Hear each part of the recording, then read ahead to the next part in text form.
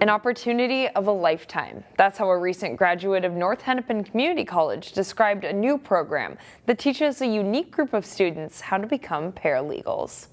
A paralegal assists an attorney with everything from research to drafting documents to interviewing witnesses. And as Delane Cleveland reports, the North Hennepin program shows a person's life doesn't have to be defined by their darkest moment. We're well established. We have a good reputation in the community. Nearly 4,700 students attend North Hennepin Community College. About 120 are enrolled in the paralegal program. We have a very diverse set of students. Sean Woodbury is an attorney who also serves as one of the paralegal instructors. Thankfully, there's a lot of work in the industry. There are a lot of things to do. There are a lot of different sorts of environments that our students can find something hopefully that fits what they're looking for. I really believe in the value of education. Heather Horst was one of his paralegal students. I learned how to write legal memos, and both internal and external, and I learned how to do legal research, how to brief cases. Horst was part of a small group of students to graduate from the paralegal program this past May. But to call her group non-traditional would be putting it lightly. Well, I can just say I have been here almost a decade on a murder conviction. Horst is an inmate at the Minnesota Correctional Facility in Shakopee, and she was part of an inaugural 5-person cohort of incarcerated students who spent 2 years taking paralegal classes within the prison walls. I'm unbelievably grateful for what this program has done for us, not just for me intellectually, but even to my self-esteem and being able to know I'm a part of something that's bigger than myself. As part of the program, the students not only took classes, they also interned for the Legal Revolution law firm to work on criminal expungement cases. Being able to help somebody else get a second chance is profound. A second chance is also how one could describe Horst's situation. She's serving a life sentence, but this program allowed her to show her family that she can still contribute to a society that locked her away for her crime. To have these lawyers around them that are telling them, like, your daughter's making a difference, you know? It's finally that chance for my parents to be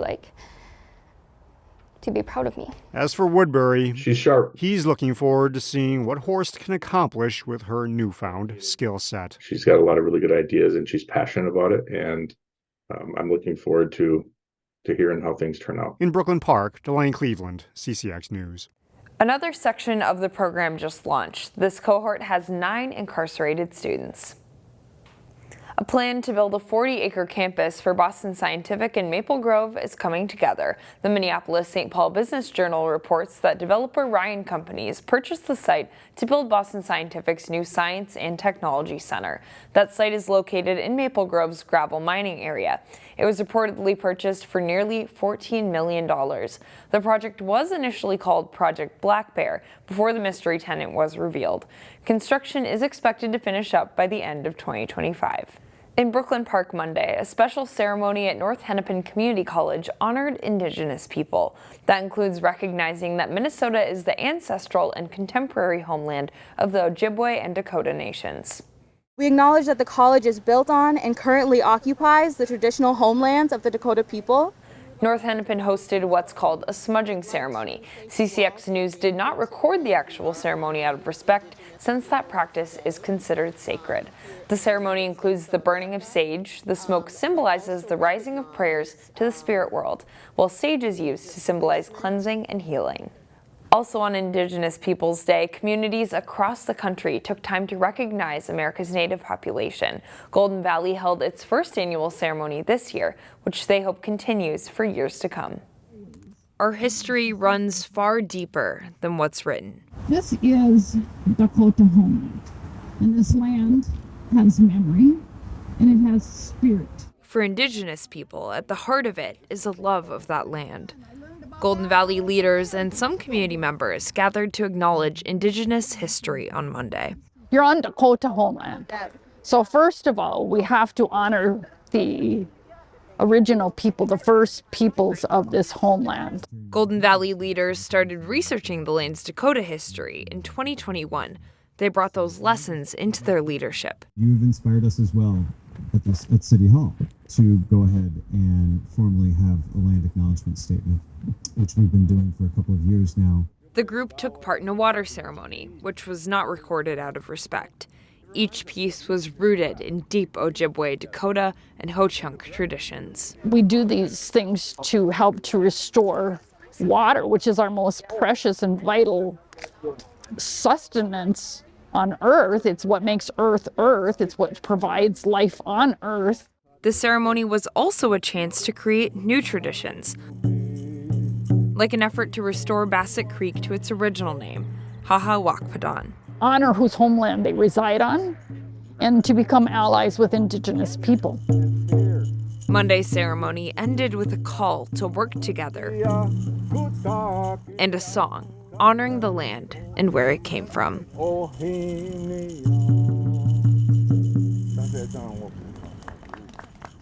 And finally, revealing the spirit of autumn as seen in Maple Grove. Harvestober Fest took place at Central Park. Photojournalist Dustin Scholl captured the sights and sounds. Sometimes I'm a lonely, emotional wreck, but hey, you know I hog the whole check. I'm a one-man band doing all this at once. She only hits home runs and never bunts. There's so much going on, I might get a concussion, but still I do all my own stunts. I'm a one-man band doing all this at once. She only hits home runs and never bunts. There's so much going on, I might get a concussion, but still I do all my own stunts.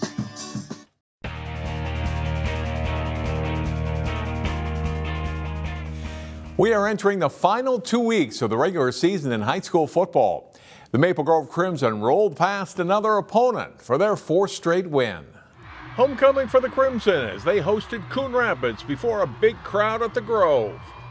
First drive of the game for Maple Grove. Caden Harney rolls out and throws to Chuck Lungama, and the junior running back takes it from there. It's a 32-yard touchdown pass and run to start the scoring. Next series for the Crimson offense. They go to Dylan Volkel on the toss, and Volkel finds the end zone. A 28-yard touchdown in this play, and it's 14-0 on a night when head coach Matt Lombardi would win his 100th career game at Maple Grove. The points keep coming in the first quarter. Lungama on the direct snap gives to Henry Stang. Stang finds his way into the end zone. 21-0 Maple Grove. Another Maple Grove possession. Lungama takes the handoff, bounces it outside, and gets to the end zone for a 20-yard touchdown. His TD puts the Crimson up 28-0. Maple Grove gets the ball one more time in the quarter, and Lungama, no surprise, goes for another touchdown. He ends the night with 173 yards rushing and 4 touchdowns, plus the receiving TD. Crimson lead 35-0 after 1. And Maple Grove's defense shuts down Coon Rapids all night. They swarmed with the ball on this pass in the backfield. Maple Grove leads 49-0 at halftime on the way to a 55-6 win. Crimson are now 5-1. Armstrong Football suffered their first loss of the season in Week 5 at St. Thomas Academy. The Falcons were hoping to bounce back and get a win over Hastings in their homecoming game. Chas Moots has the highlights. Armstrong came in at Friday night averaging 31 points per game offensively. Hastings just got a big overtime win over Cretin-Durham Hall last week, hoping to spoil homecoming. The Falcons came out of the gates in a hurry, already up 14-0 in the first quarter. Then Dawson Franke drops back in the pocket, throws a perfect pass down the middle of the field to Gideon Brecker, who drags the defender into the end zone. Armstrong put up 21 in the first quarter. More of the same in quarter two. Franke and the Falcons in the red zone again. They go with the RPO, and again it's Brecker open for his second score of the game. Falcons up 28-0. Everything was going right for Armstrong, even when things were going wrong. High snap on 4th and 5 from midfield, but Franke doesn't panic. He just picks it up and zips it to Seth Newburn for the first down. Very next play, Franke goes up top and finds his big senior target, 6'6" Fitz Freeman from 30 yards out. Franke on the night went 13-20 for 243 yards and 4 touchdowns. His 4th passing TD came on Armstrong's first drive of the second half.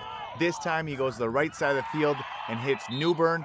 Armstrong routes Hastings and gets a homecoming win, 42-7.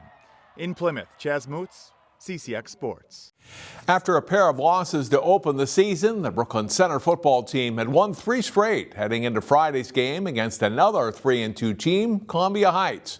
Jay Wilcox has the highlights from a defensive battle. The Brooklyn Center football team looking for its 4th straight win as they host Columbia Heights. On the second play from scrimmage, Deshaun Pongsack rolls left and hits Deshane Gibson, who cuts back to the middle and is off to the races.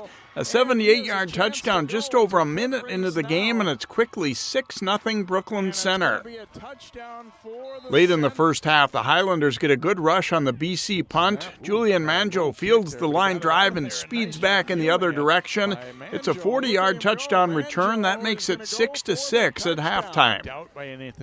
It stays that way until the fourth quarter. Heights puts together its best drive, and Terrence Wilson keeps his legs driving and gets a little push to help him over the goal line. The Highlanders lead 12-6. The Centaurs trying to answer, but Jency Davis jumps in front of the pass and takes it back for 6.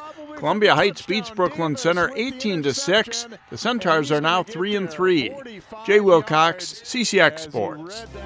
Find more prep sports games and highlights at ccxmedia.org and follow us on social media.